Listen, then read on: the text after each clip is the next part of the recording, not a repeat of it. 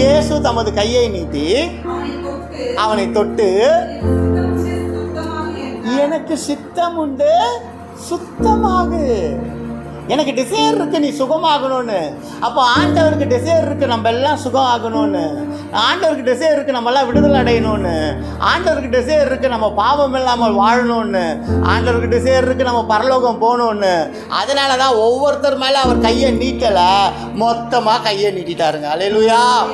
அந்த சிலுவையில் அவர் கையை அப்படி நீட்டினபடினால மொத்த மனுக்குலமும் அவர் நீட்டப்பட்ட புயத்தினால, நீட்டப்பட்ட பலக்கரத்தினால நீட்டப்படும் பொழுது அந்த கரம் பலவீனம் அடைந்தது.